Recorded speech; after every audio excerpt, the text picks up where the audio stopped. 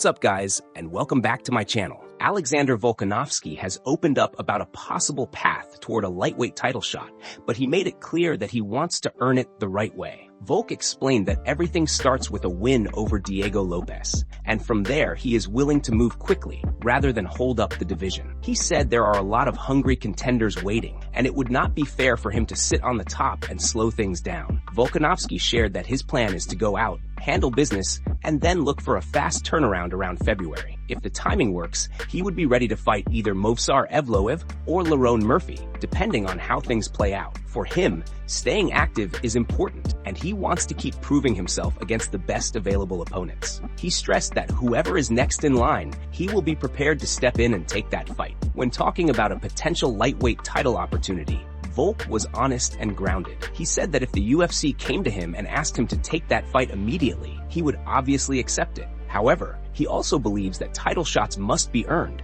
and he does not feel he has done enough just yet to demand that opportunity. In his view, winning at featherweight, defending activity, and beating top contenders is the proper path. Volkanovski's mindset remains focused on competition, respect for the division, and building momentum. He wants to fight often, challenge himself, and let his performances speak louder than words as he works toward another championship run.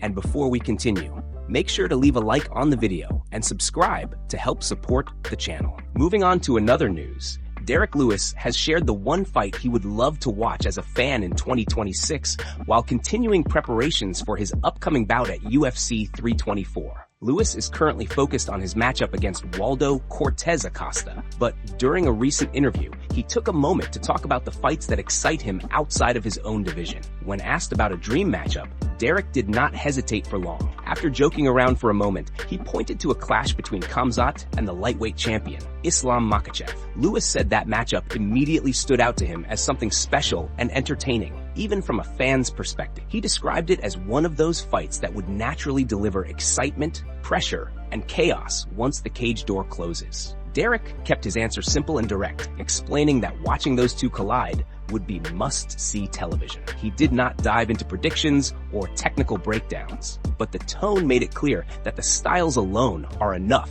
to sell the fight. The combination of Khamzat's relentless pace and physicality against Islam's composure, control, and championship experience is what makes the matchup so appealing. While Lewis remains locked in on his own challenge at UFC 324, his comments reflect what many fans are thinking. Some fights transcend divisions and rankings, and for Derek Lewis, Khamzat versus Islam is exactly that kind of matchup, one that would steal headlines and dominate conversations across the MMA world. Moving on to another news, Paddy Pimblett is already looking beyond UFC 324 and setting his sights firmly on Arman. Paddy made it clear that if he gets his hand raised and Ilya ends up vacating or being stripped of the title, then Arman is the fight he wants next. He did not hold back at all, saying there is far more animosity toward Arman than toward Ilya, and he doubled down on the insults, making it obvious this rivalry feels personal to him. Paddy said he is tired of people claiming he is avoiding Arman, insisting that he has never once been offered that fight. According to him,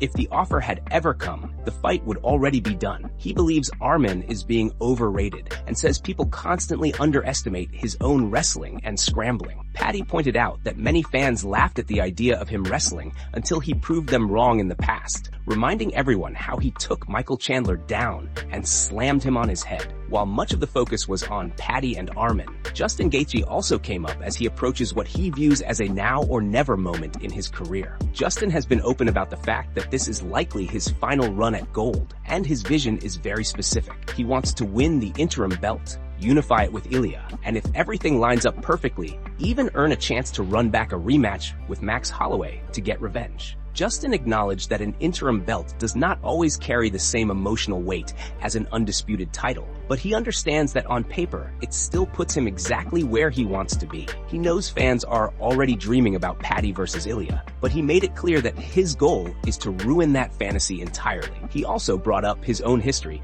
reminding people that he once captured an interim belt from Tony Ferguson, and in the process, completely destroyed the long-awaited Khabib versus Tony super fight. Back on Paddy, he emphasized that if Ilya cannot return by June or July, then the belt needs to be stripped because the division is being slowed down. Paddy said he does not care who stands across from him after that, whether it is Arman, Max, Charles, or anyone else. His confidence is clear, his intentions are loud, and he believes that once the fight hits the ground or stays on the feet, his skills will speak for themselves. Moving on to another news, Max Holloway is gearing up to defend his BMF title against Charles Oliveira at UFC 326, and he is already talking about doing something nobody expects. Max says a truly BMF moment would be submitting a submission artist, and he is not ruling out the idea of tapping Charles if the opportunity shows itself. He admits his coaches might not love hearing that, but he believes never say never in a fight, especially if scrambles open up and instincts take over.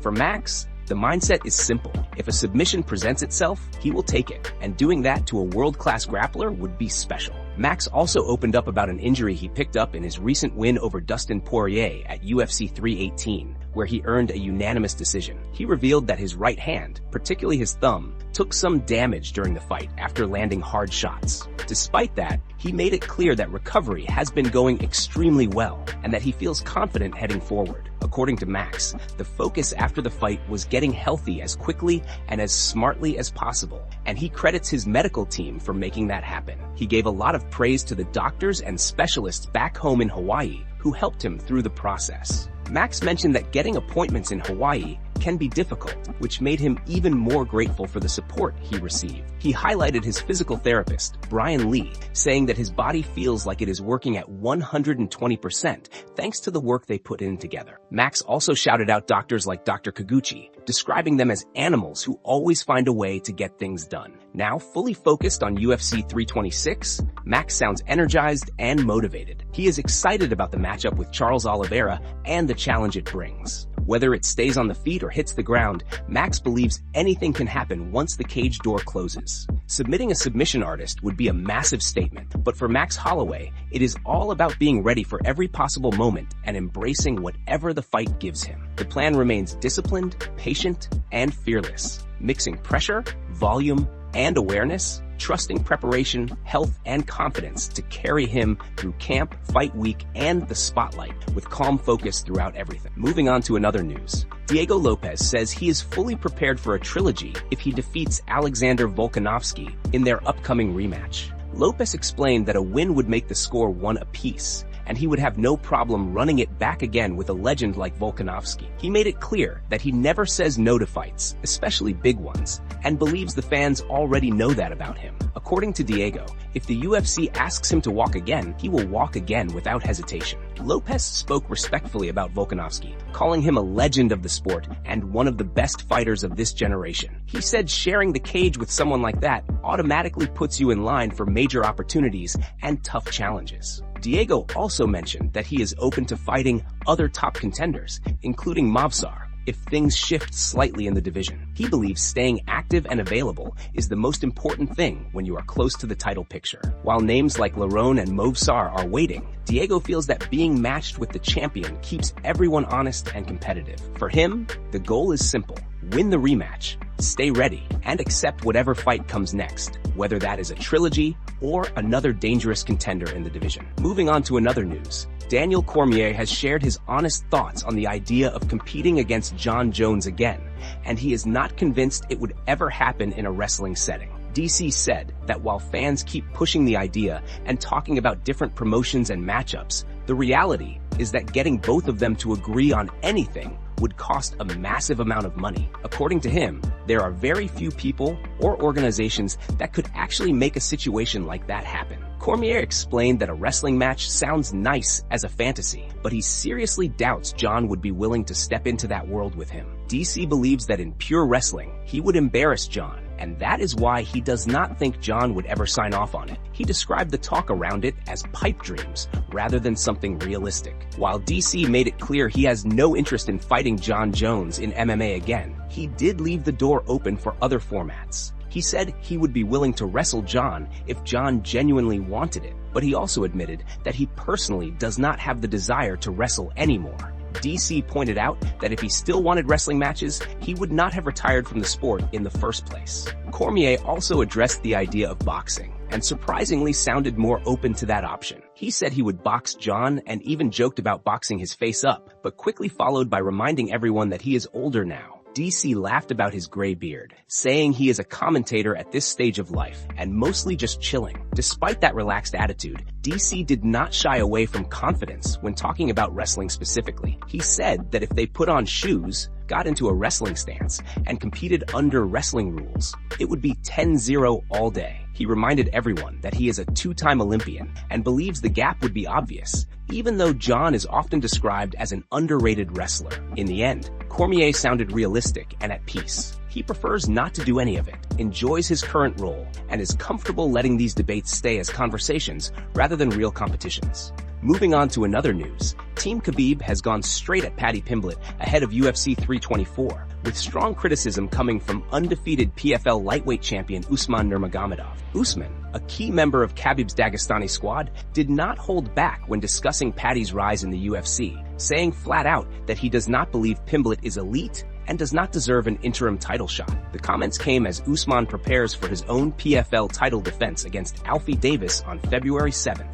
When asked about Davis doing some training with Paddy, Usman immediately dismissed the idea. He said Paddy cannot help anyone because, in his view, he has nothing to offer at the highest level. Usman questioned Paddy's skill set and experience, making it clear that he does not see him as a serious threat among top lightweights. Usman went through Paddy's biggest wins and downplayed them heavily. He said beating Michael Chandler is nothing special, claiming everyone beats Chandler at this stage. He also brought up Paddy's controversial decision win over Jared Gordon, a fight many fans and fighters believe Gordon won. For Usman, that fight alone is proof that Pimblett is not top tier and is being pushed faster than his performances justify. He also mocked the idea that Paddy's record proves elite status, pointing out that Paddy's only notable win before the title talk was against an aging Tony Ferguson. Usman argued that when real elite fighters face the best of the best, the difference is obvious. He listed Charles Oliveira as an elite fighter, praised Arman as very elite, and also named Ilya as a true elite competitor. In contrast, he said Paddy does not belong in that conversation yet. This was not just trash talk for attention. Usman made it clear that he plans to enter the UFC himself once his PFL obligations are complete. He confirmed his intention to make the jump with his undefeated record, high-level wrestling, and Dagestani pedigree. Usman wants immediate top competition and big fights, and he believes he will prove very quickly who truly belongs among the elite. As UFC 324 approaches, the tension around Paddy Pimblett continues to grow. With Team Khabib openly questioning his legitimacy, the pressure is rising. Whether Paddy can silence those doubts inside the cage remains to be seen, but the divide between hype and respect has never been louder. Moving on to another news. Dana White has responded to the backlash surrounding the decision to book a rematch between Alexander Volkanovski and Diego Lopes. Speaking in an interview, Dana addressed criticism from fans who felt the first fight was decisive in Volk's favor and questioned why a second matchup was necessary. His response was blunt and unapologetic. Dana said that if people do not like the matchup, they simply do not have to watch it. From his perspective, the fight made sense when the matchmakers sat down and evaluated the division, and they believed it would deliver another strong contest. Dana explained that when the UFC puts cards together, the focus is always on what creates compelling fights, not pleasing every single opinion online. He stood by the booking and made it clear that criticism comes with the territory of running the promotion. During the same conversation,